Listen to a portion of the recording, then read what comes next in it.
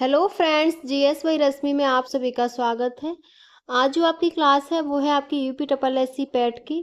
और इसमें आपकी ज्योग्राफी चल रही थी जिसमें आपका विश्व का भूगोल कंप्लीट हो चुका है। आज जो आपकी क्लास स्टार्ट होगी वो भारत के भूगोल से स्टार्ट होगी।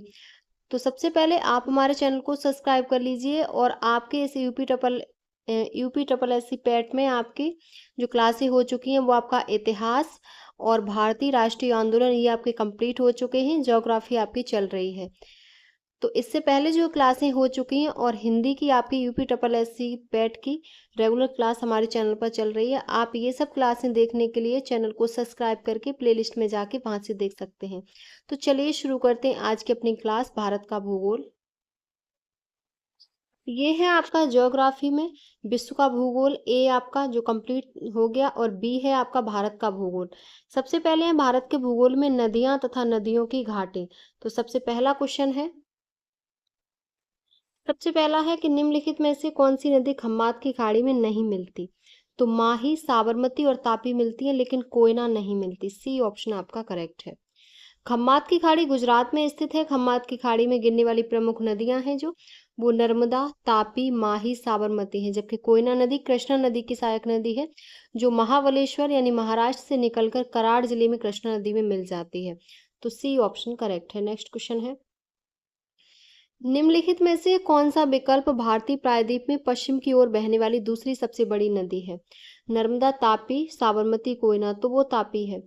ताप्ती नदी को तापी नदी भी कहा जाता है। यह नदी मध्य भारत, दक्षिण मध्य प्रदेश राज्य, दक्कन के पठार में गाविलगढ़ पहाड़ियों से निकलती है जो पश्चिम की ओर से सतपुड़ा श्रेणी के दो पहाड़ों के बीच से होकर महाराष्ट्र राज्य के जलगांव पठार को पार करके गुजरात राज्य में सूरत से होते हुए खम्मात की खाड़ी में गिरती है। यह पश्चिम की ओर बहने वाली दूसरी सबसे बड़ी नदी है। जबकि नर्मदा नदी पश्चिम की ओर बहने वाली सबसे बड़ी नदी है और दूसरी तापी है। तो बी ऑप्शन करेक्ट है। नेक्स्ट क्वेश्चन है, निम्नलिखित में से कौन सी नदी उत्तर पिनाकिनी के नाम से भी जानी जाती है। तो ये पेन्नार है।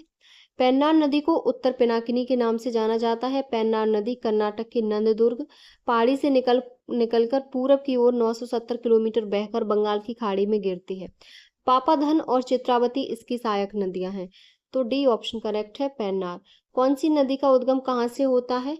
तो कावेरी नदी का उद्गम ब्रह्मागिरी की चोटी से, बैगई का कंडन माणिकन्यूर जो पश्चिम घाट मदुरै के समीप से और कृष्णा नदी महाबलेश्वर से और ब्रह्माणी नदी दुधवा पहाड़ी से इसका उद्गम होता है। नेक्स्ट आपका क्वेश्चन है, नेक्स्ट क्वेश्चन है कि निम्नलिखित में से कौन सी नदी यमुना से नहीं मिलती। तो वो सोन नहीं मिलती। बी ऑप्शन आपका करेक्ट है।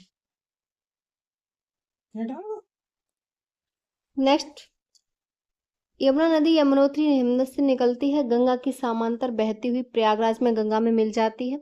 मैदानी क्षेत्र में चंबल, सिंध, बेतवा, केरन नदियां यमुना में मिलती है लेकिन सोन अमरकंटक से निकलती है और पटना के समीप गंगा में मिलती है। तो बी ऑप्शन करेक्ट है। नेक्स्ट क्वेश्चन है, नर्मदा के अतिरिक्त कौन सी दूसरी नदी अमरकंटक से निकलती है। तो वो आपकी सोन नदी है। सोन नदी यानी स्वर नदी गंगा के दाहिने तट की मुख्य सहायक नदी है जिसका उद्गम अमरकंटक पठार से होता है। सोन की जो लंबाई है वो 784 किलोमीटर, लगभग 1000 वर्ष पूर्व पटना के समीप गंगा से मिलती थी, परंतु इसका संगम निरंतर पश्चिम की ओर खिसकता जा रहा है। तो डी ऑप्शन करेक्ट है, सोन नदी। नेक्स्ट क्वेश्चन है, काबिनी, हेमवती और अमरावती कौन सी नदी की सहायक नदियां हैं। तो वो कावेरी की। कावेरी नदी कर्नाटक के कुर्ग जिले के ब्रह्मागिरी के निकट से निकलकर 805 किलोमीटर लंबी तथा 87,900 वर्ग किलोमीटर क्षेत्र में बहती है। इसका सर्वाधिक अपवाद क्षेत्र तमिलनाडु है। इसकी प्रमुख सहायक नदियां हेमवती, काबिनी, अमरावती, सिमसा, लोकापाबनी, लक्ष्मण तीर्थ, सुवर्णवती, भवानी। यह नदी शिव समुद्रम नामक प्रसिद्ध जलप्रपात बनाती है। तो आपका इसमें सी ऑप्शन करेक्ट है। नेक्स्ट क्वेश्चन है, वह नदी कौन सी है जिसका उद्गम भारत में नहीं है। चिनाब, ब्यास, सतलज और रावी। तो सतलज का नहीं है। सतलज का उद्गम है वो दक्षिण पश्चिम तिब्बत में समुद्र तल से 4600 मीटर ऊंचाई पर मानसरोवर के निकट राक्षस ताल से है और उत्तरी भारत में बहने वाली सदानीरा नदी है। नेक्स्ट पॉइंट है, इस नदी की लंबाई पंजाब में बहने वाली 5 नदियों में से सबसे अधिक है। नेक्स्ट है हिमाचल के भाखड़ा में इस नदी पर भाखड़ा नागल बांध बनाया गया है। बांध के पीछे एक विशाल गोविंद सागर जलाशय बनाया गया है। अगली है ब्यास नदी, हर के बैराज में।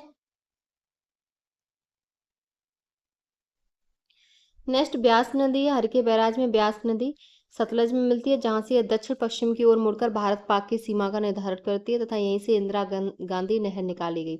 अगली है चिनाब, चंद्र एवं भागा नामक 2 सरताओं से मिलकर बनी है।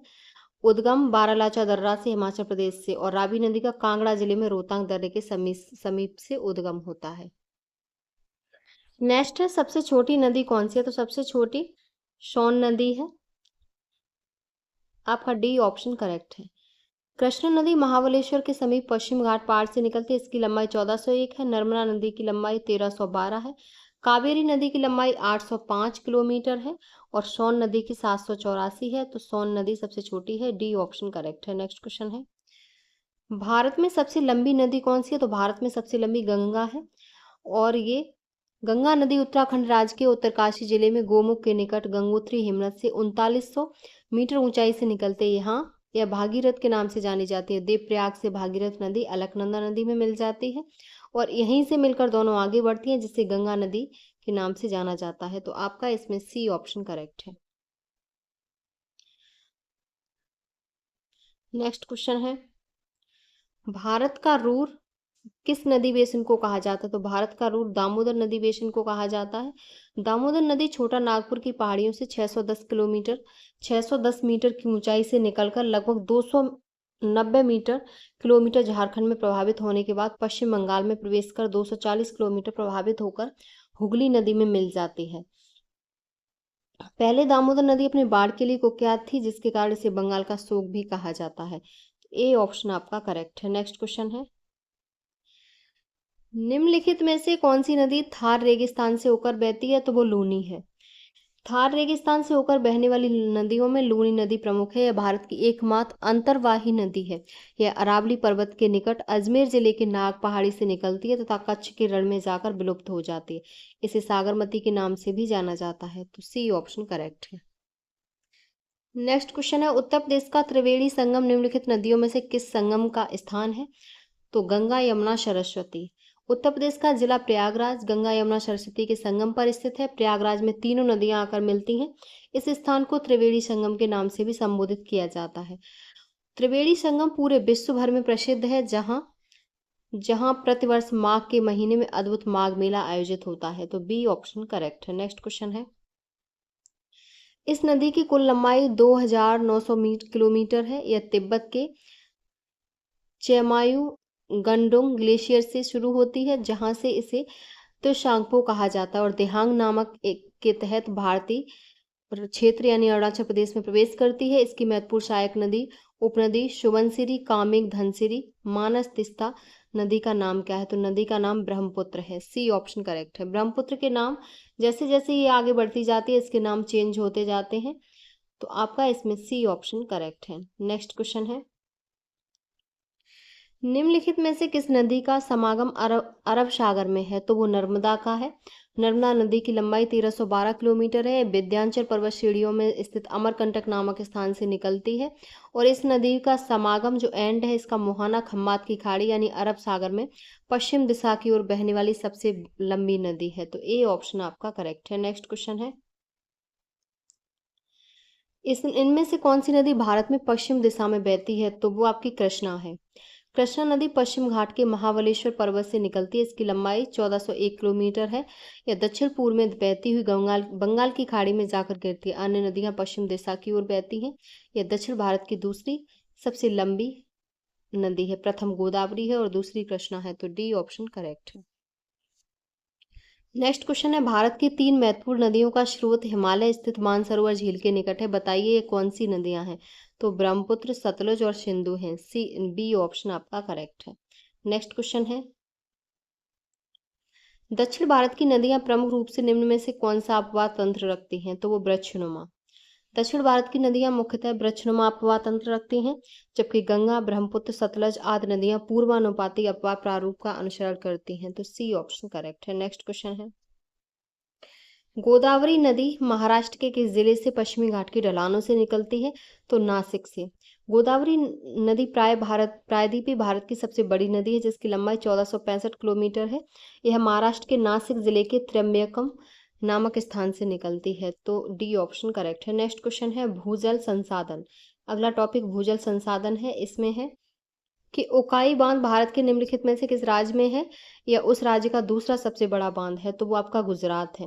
उकाई बांध ताप्ती नदी पर गुजरात राज्य के सूरत जिले में बनाया गया है, और यहाँ गुजरात का जो सबसे बड़ा बांध है वो सरदार सरोवर बांध है, और दूसरा जो है वो उकाई बांध है। तो ए ऑप्शन करेक्ट है। नेक्स्ट क्वेश्चन है तमिलनाडु में किस जिले में कलनई के नाम से जाना जाने वाला ग्रैंड एनीकट बांध, जो कि सबसे पुराने बांधों में से एक है, वो स्थित है? तो वो जो स्थित है वो आपका तिरुचिरापल्ली में है। बी ऑप्शन करेक्ट है। कलनई एक प्राचीन बांध है जो भारत में तमिलनाडु राज्य के तंजावुर जिले में कावेरी नदी पर बनाया गया।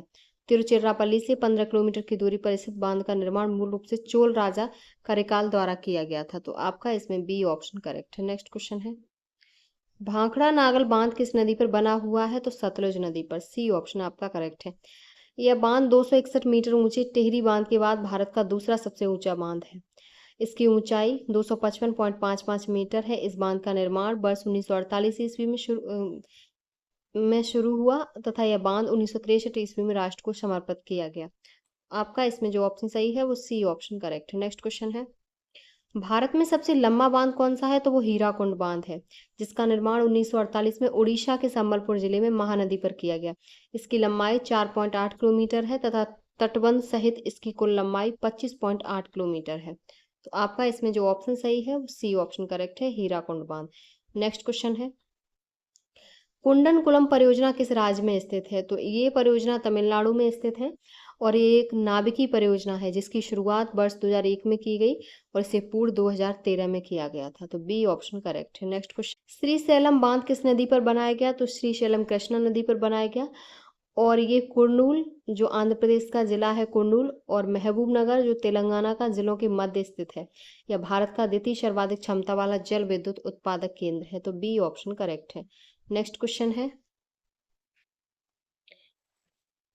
पैठन जल विद्युत परियोजना किस राज्य में स्थित है? तो ये महाराष्ट्र में स्थित है। डी ऑप्शन करेक्ट है।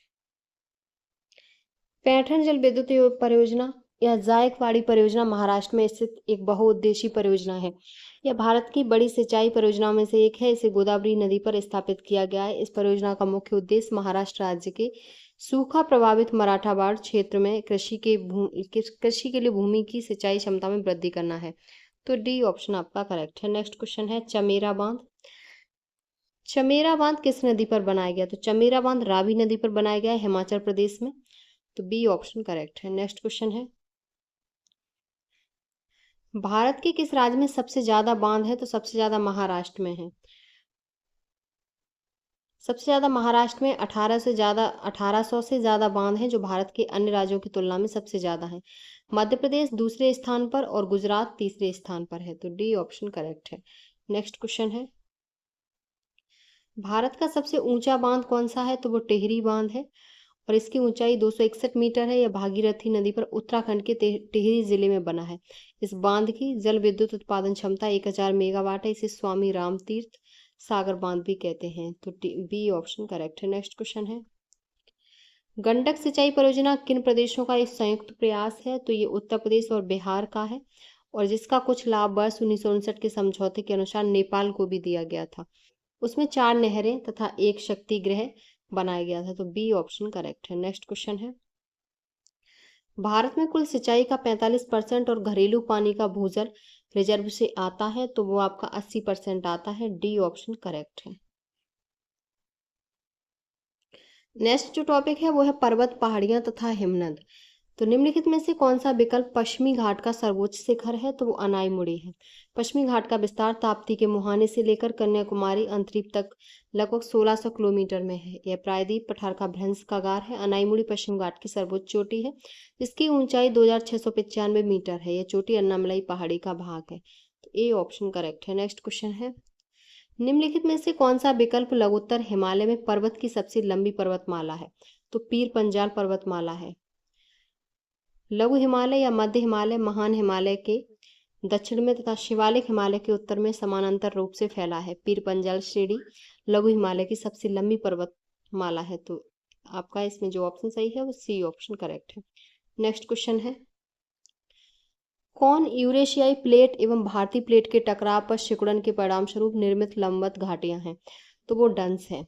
डंस यूरेशियाई प्लेट एवं भारतीय प्लेट के टकराव पर सिकुड़न के परिणाम स्वरूप निर्मित लंबवत घाटियां हैं। तो आपका इसमें डी ऑप्शन करेक्ट है। नेक्स्ट क्वेश्चन है, प्रायद्वीपीय पहाड़ी मैदान की एक अनोखी विशेषता काली मिट्टी का क्षेत्र है, जिसे क्या कहते हैं?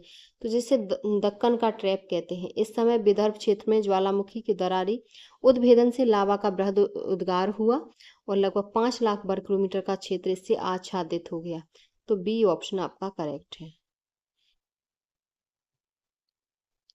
नेक्स्ट क्वेश्चन है, भारतीय प्रायद्वीप की सबसे ऊंची चोटी? तो प्रायद्वीप की अनाई मुड़ी है। बी ऑप्शन करेक्ट है। भारतीय प्रायद्वीप की सबसे ऊंची चोटी अनाईमुड़ी है। ये केरल राज्य के इडुक्की जिले में स्थित है, जिसकी ऊंचाई 2695 मीटर है। यह अनाईमलाई की पहाड़ी पर स्थित है। अनाईमुड़ी 3 पहाड़ियों का केंद्र बिंदु है। यहाँ से 3 पहाड़ी श्रृंखलाएं 3 दिशाओं में जाती हैं। दक्षिण की ओर इलायची, उत्तर की ओर अन्नामिलाई और उत्तर पूर्व की ओर पलनी की पहाड़ियां स्थित है। तो आपका इसमें जो ऑप्शन सही है वो बी ऑप्शन करेक्ट है। नेक्स्ट क्वेश्चन है, इनमें से कौन सा महान हिमालय या हिमाद्री में पर्वत शिखर नहीं है? तो माउंट नाग टिब्बा में। लघु हिमालय की औसत ऊंचाई 3700 से 4500 मीटर तथा चौड़ाई 80 से 100 किलोमीटर है। इस श्रेणी में पीर पंजाल, धौलाधर, नाग टिब्बा एवं महाभारत श्रेणियां शामिल हैं। नाग टिब्बा लघु हिमालय क्षेत्र की सबसे ऊंची चोटी है, जिसकी ऊंचाई 3032 मीटर है। तो इस श्रेणी में ही शिमला, कुल्लू, मसूरी, मनाली, जबकि माउंट एवरेस्ट, नैनीताल, रानीखेत, दार्जिलिंग आदि पर्यटन स्थल शामिल है। जबकि mount Everest, Kanchenjunga, mount Makalu तथा माउंट नंदा देवी महान हिमालय या हिमाद्री हिमालय का भाग है। तो सी ऑप्शन करेक्ट है। नेक्स्ट क्वेश्चन है, इनमें से कौन सा कम हिमालय या हिमाचल के महत्वपूर्ण पहाड़ी रिसोर्ट्स में से एक नहीं है? तो चैल, रानीखेत, नैनीताल है, लेकिन बाणासुर नहीं है। आपका इसमें ए ऑप्शन करेक्ट है। नेक्स्ट क्वेश्चन है, वह कौन सा सर्वोच्च पर्वत शिखर है जो पूरी तरह से भारत में स्थित है? तो पूरी तरह से जो स्थित है वो नंदा देवी है। यह भारत नेपाल सीमा के हिमालय में समोत्तल से 8586 मीटर की ऊंचाई पर स्थित है।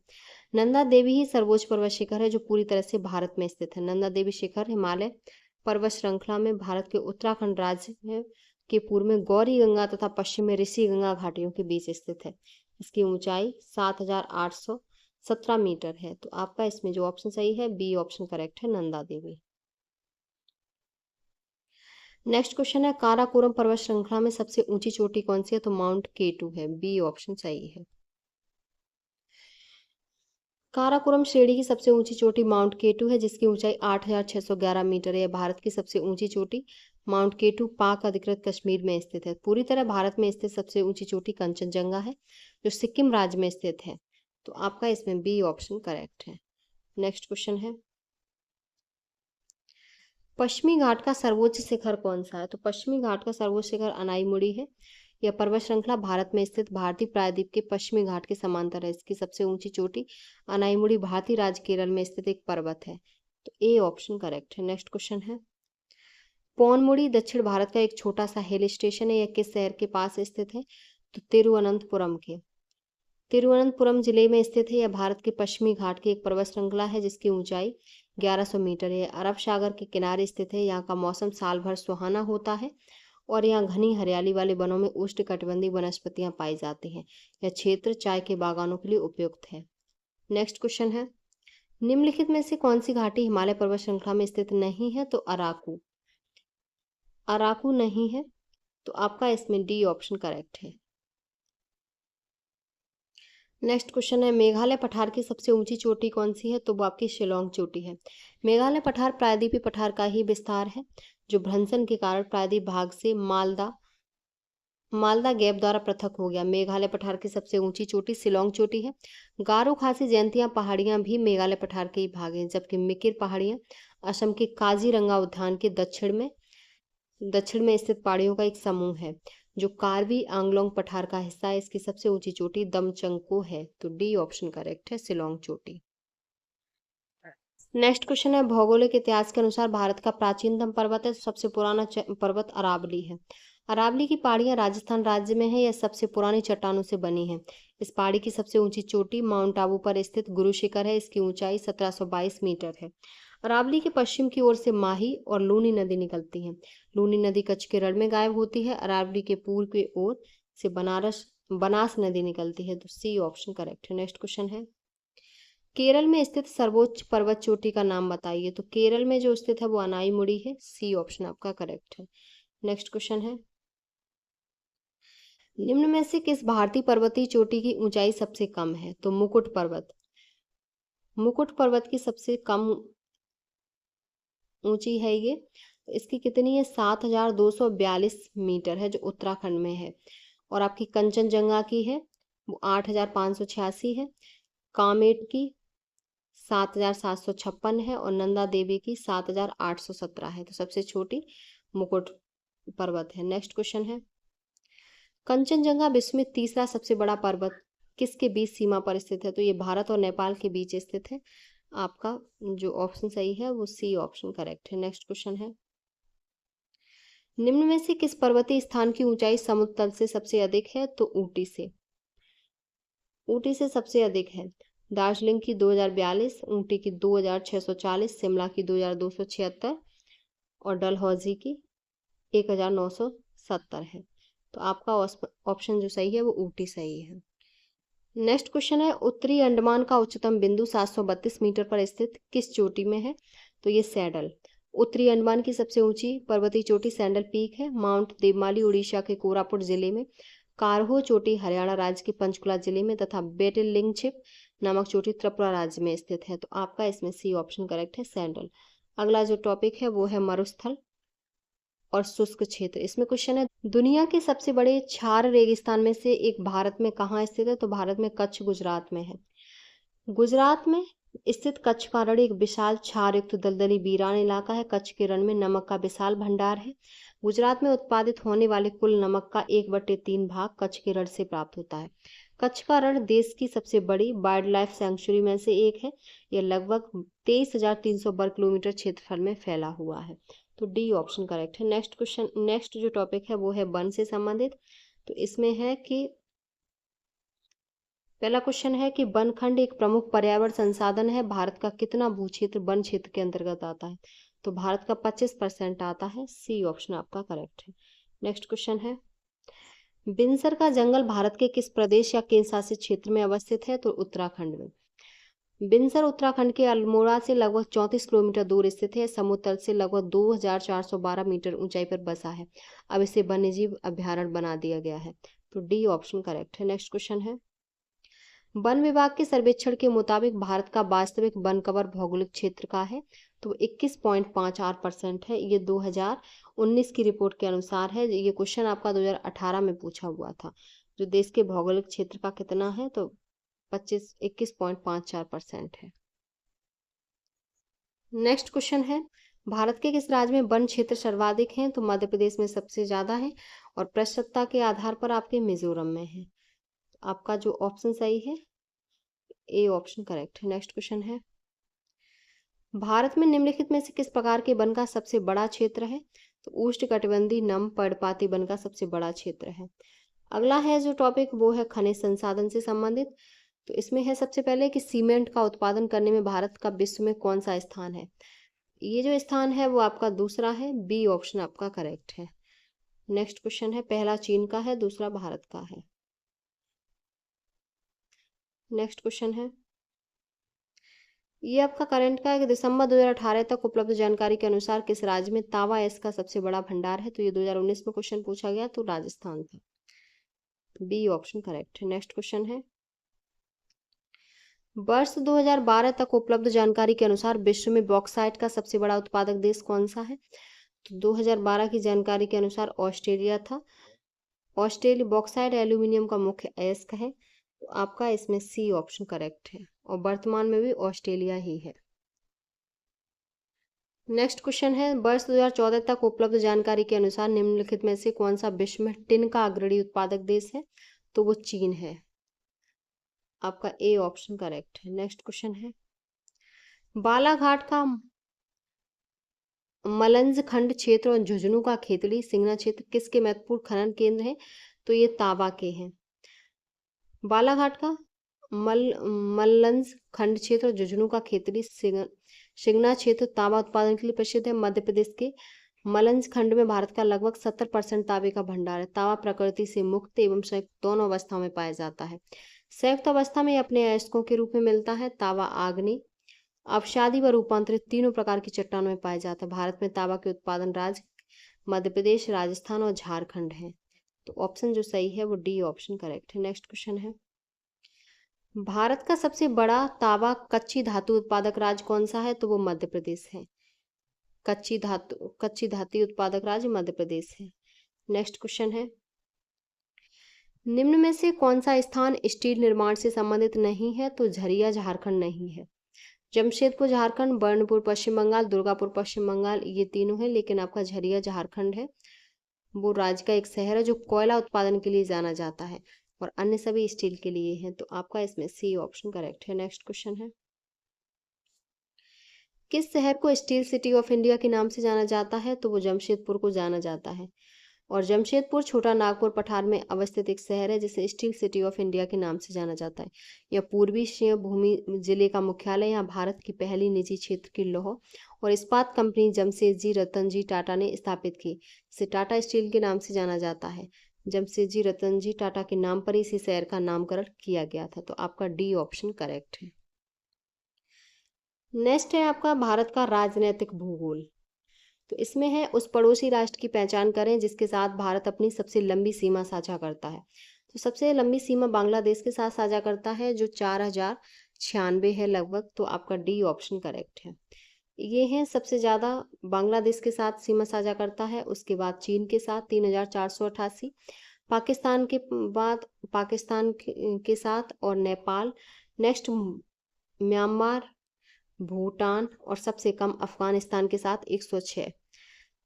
तो आपका इसमें जो ऑप्शन सही था वो आपका डी ऑप्शन करेक्ट था, बांग्लादेश। नेक्स्ट क्वेश्चन है, निम्नलिखित में से कौन सा जिला भारत की अंतर्राष्ट्रीय सीमा पर है? तो गोरखपुर, जयपुर कुलेर नहीं है, किन्नौर है जो हिमाचल प्रदेश में है, जो अंतर्राष्ट्रीय सीमा पर है। इस जिले की सीमा तिब्बत यानी चीन के साथ लगती है। तो आपका इसमें सी ऑप्शन करेक्ट है। नेक्स्ट क्वेश्चन है कि निम्नलिखित में से किस देश के साथ भारत की अंतर्राष्ट्रीय सीमा नहीं लगती? तो श्रीलंका के साथ नहीं लगती है अंतर्राष्ट्रीय सीमा, जबकि श्रीलंका भारत का पड़ोसी देश है जिससे भारत से पाक जलडमरू और मन्नार की खाड़ी अलग करती है। तो श्रीलंका चारों ओर से समुद्र से घिरा है जिसकी भौगोलिक सीमा से कोई देश नहीं लगा है। तो आपका इसमें डी ऑप्शन करेक्ट है। नेक्स्ट क्वेश्चन है,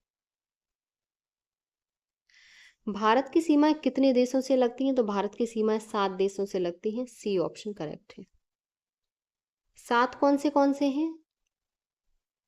तो आपके म्यांमार, बांग्लादेश, भूटान, नेपाल, चीन, अफगानिस्तान और पाकिस्तान है।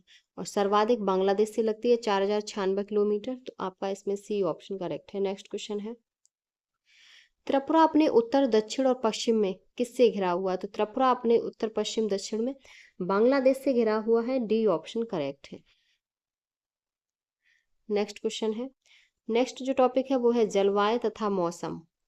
तो इसमें है, भारत में ग्रीष्मकालीन मानसून के प्रभाव की सामान्य दिशा निम्नलिखित में से कौन है? तो वो दक्षिण पश्चिम से उत्तर पूर्व है। आपका डी ऑप्शन करेक्ट है। नेक्स्ट क्वेश्चन है,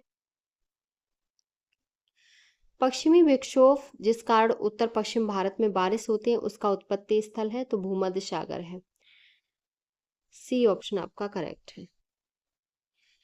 नेक्स्ट क्वेश्चन है, भारत में कितनी फसली ऋतुएं पाई जाती हैं? तो भारत में 3 है, रबी की फसल, खरीफ की फसल और जायद की फसल। तो आपका सी ऑप्शन करेक्ट है, 3। नेक्स्ट क्वेश्चन है, भारत की उच्चतम वार्षिक वर्षा कहाँ पर दर्ज की गई? सबसे ज्यादा मौसिनराम मेघालय में होती है। सी ऑप्शन करेक्ट है। नेक्स्ट क्वेश्चन है,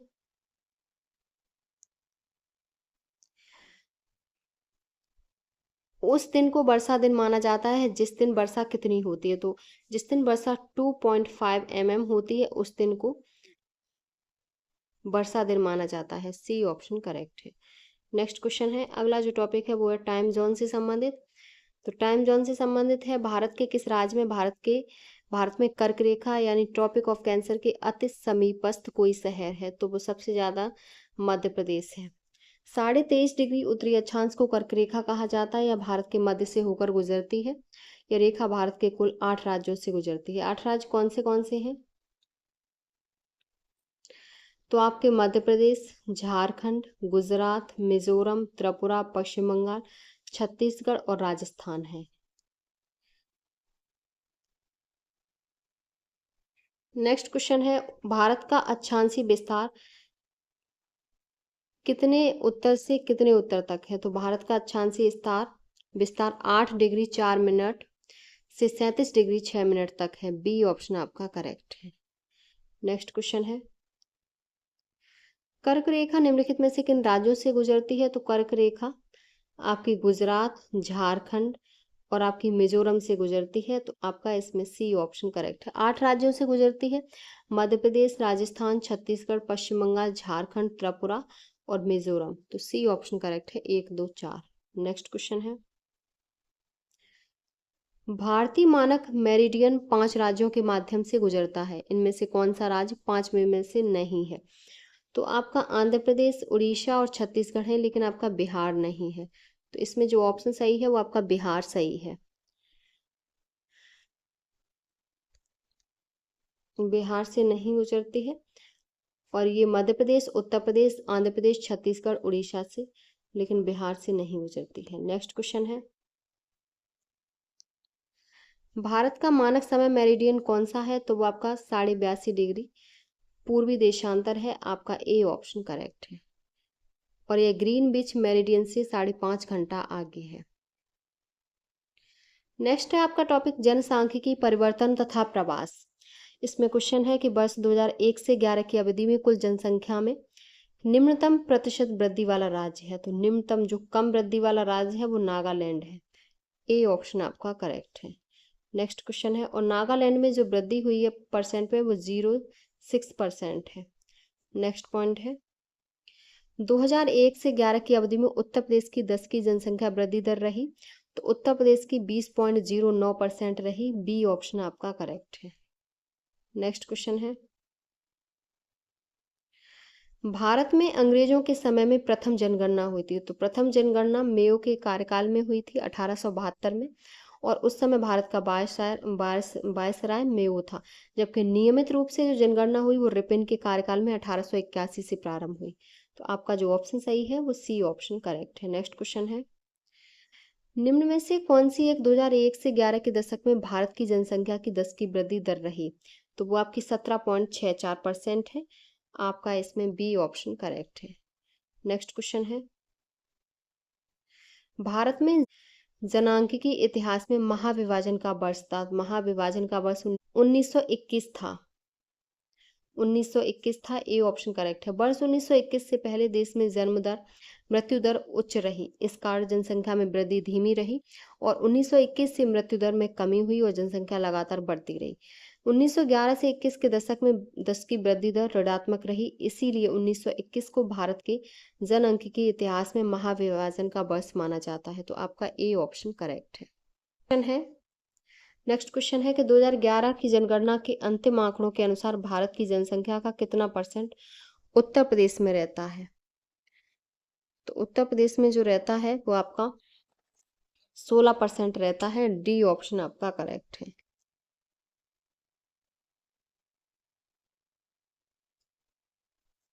आपका डी ऑप्शन करेक्ट है। जनगणना 2011 के अंतिम आंकड़ों के अनुसार भारत की जनसंख्या का 16.49% उत्तर प्रदेश में रहता है। जबकि 30 अप्रैल 2013 को जनगणना 2011 के अंतिम आंकड़े जारी किए गए। इसके अनुसार भारत की जनसंख्या का 16.5% उत्तर प्रदेश में रहता है। तो ये आपका क्वेश्चन पुराना है। नेक्स्ट क्वेश्चन है, जनगणना 2011 के अंतिम आंकड़ों के अनुसार भारत की जनसंख्या में स्त्रियों का परसेंट कितना है? तो स्त्रियों का जो परसेंट है वो 48.46% है। तो आपका इसमें बी ऑप्शन करेक्ट है। नेक्स्ट क्वेश्चन है, जनगणना 2011 के अंतिम आंकड़ों के अनुसार उत्तर प्रदेश की कुल जनसंख्या का 2001 से 11 के दौरान 10 की वृद्धि दर था। तो 20.09% था। डी ऑप्शन आपका करेक्ट है। और आज की क्लास का आपका लास्ट क्वेश्चन है, और ज्योग्राफी जो आपकी यूपी ट्रिपल एससी पैट के लिए चल रही है उसका लास्ट क्वेश्चन है कि राष्ट्रीय जनसंख्या नीति 2000 का लक्ष्य है जनसंख्या को स्थिर स्थिति पर ला देना, तो वो 2045 तक। राष्ट्रीय जनसंख्या नीति 2000 का लक्ष्य है कि जनसंख्या को 2045 तक स्थिति पर ला देना, तो आपका इसमें जो ऑप्शन सही है वो आपका ए ऑप्शन करेक्ट है। केंद्र सरकार ने अपनी जनसंख्या नीति की घोषणा 15 फरवरी 2000 को कर दी। नई जनसंख्या नीति का दीर्घकालिक उद्देश्य सन 2045 तक स्थिर जनसंख्या के लक्ष्य को प्राप्त करना बताया गया। जनसंख्या को ऐसे स्तर पर स्थिर बनाने की बात कही गई जो आर्थिक वृद्धि, सामाजिक विकास तथा पर्यावरण संरक्षण की दृष्टि से अनुरूप हो, तो आपका ए ऑप्शन करेक्ट है 2045 तक। ये क्वेश्चन आपके कंप्लीट हो गए। ये क्लास आपकी यूपी ट्रिपल एससी पैट के लिए मोस्ट इम्पॉर्टेंट है, और इससे पहले जो हमारी क्लासें हो चुकी हैं उसे देखने के लिए आप चैनल को सब्सक्राइब करके प्लेलिस्ट में जाके वहाँ से आपको सभी क्लासें मिल जाएंगी। तो अगर आपको हमारी क्लास पसंद आई हो तो प्लीज़ चैनल को like, subscribe, share and comment करें।